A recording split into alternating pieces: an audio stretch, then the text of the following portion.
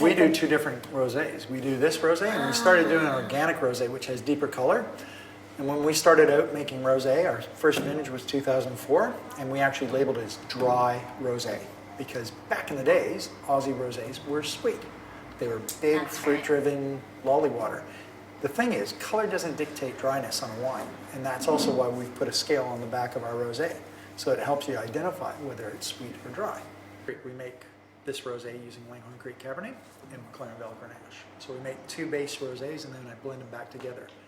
The Cabernet offers that sort of savory tone, licorice root, sort of sarsaparilla, a bit of herbal content to it, cassis. Grenache from McLaren Vale is that real primary, fresh macerated summer berry fruit. It's very jujube and enjoyable, but it's just not complex enough.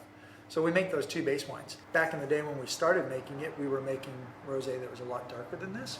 The same colors that most people were used to. And were they rosé. sweet? No, it was fully dry. But we did it in a dry style that looked the same as the other rosés in the marketplace to get people off the sugar. It's a big push for me. You know, you always ask me about, is it sweet? All our wines are fruity, they're fruit driven. And like we were talking about, why do we come up with the name Scarlet Ladybird? Down in the vineyard in Langhorne Creek, we noticed that the ladybugs used to come out and they'd eat all the aphids. And at one stage in 2003, 2004, the end posts, they were literally littered with ladybugs. They were like red all over the place. So we were like, oh, that's pretty cool.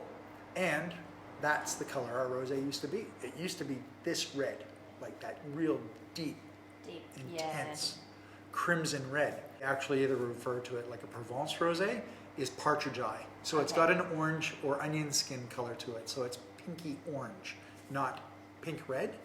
And that comes from the Cabernet. I don't look at color. We've trying to get away from this color thing. People go, if it's dark, it's sweet. If it's light, it's dry. It's total baloney. Purely on flavor. Totally, absolutely. And it's all about balance. So the last two vintages have been cooler in regards to how the color development in the skins have come. So we haven't extracted as much color or had as much color development in the skins. Because you know that all the color in grapes comes from the skin, right? There's only 5 tinctures, and a tincture is actually a grape that has red flesh as well as red skins. Other than that, all other grapes have white flesh. So anyways, proof is in the glass. A lot of people say the proof is in the pudding, but we don't need to eat pudding, we need to drink wine. So here we go. You could quaff this on its own. I mean, when we started out, I always wanted to do rosé. I guess from my background, when I first moved here and things, we were making McLaren Vale Riesling, McLaren Vale Chardonnay, McLaren Vale Sauvignon Blanc, you know, Langhorne Creek Chardonnay. You know, Clare Valley's got their Riesling, which is fantastic. The Adelaide Hills had just discovered its Sauvignon Blanc, 20 years ago. It's still infantile in regards to cooler climate white varieties. Most South Australian regions don't have that hero white grape variety to hang their hat on. And what I found as a Canadian who has drunk a lot of Northern European wines and when I got here, was we could actually grow grape varieties that suited rosé. We could get flavor ripeness in some varieties and retain some of that natural acidity, which makes grapefruit to be able to make rosé. And that's what I really have always pushed for the wineries that I used to work at, and also in regards to my own ethos is rosé is fantastic. There's this whole thing that men don't drink pink. It's not like that. I think the world's evolved now. There's a lot. I think so too. Yeah, I mean the highest selling like rosé champagne, 75% male. Provence Rosé's got their resurgence around the world. That's great. We can talk about Provence Rosé. We're going to talk ours.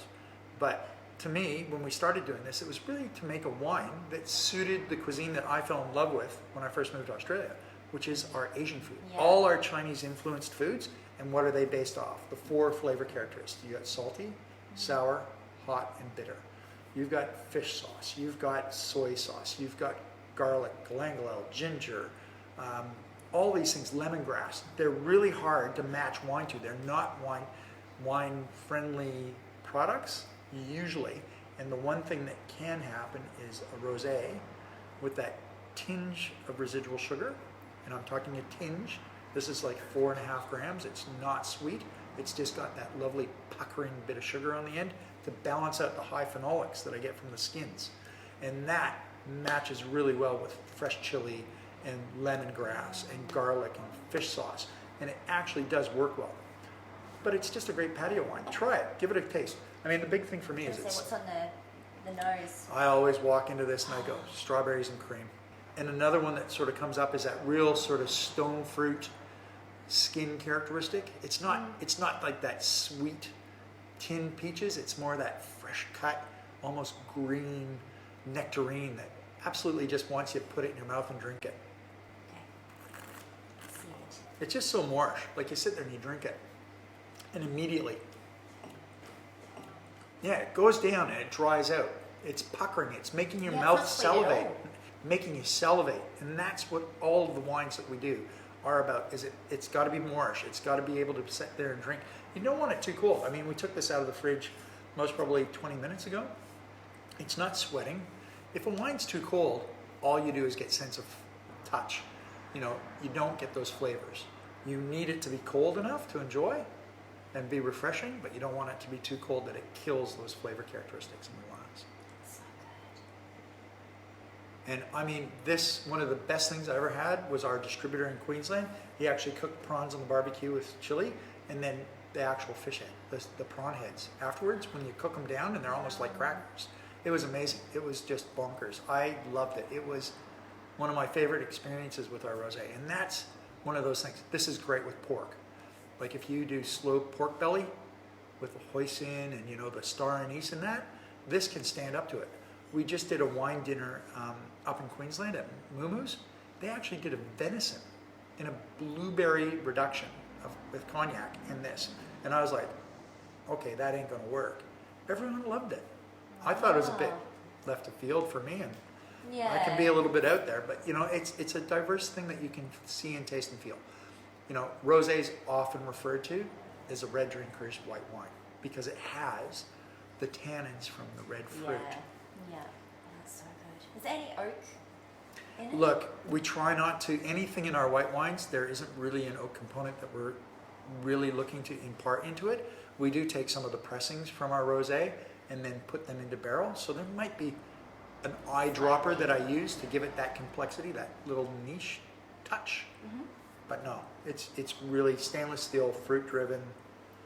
Speaking of that variety and its region it comes from. Perfect. And shelf life, again, made to drink. Look, all the time. We've opened up some of these rosés that are under screw cap that are 5 to 7 years old, and they're starting to evolve a bit, but they're still fresh and crunchy.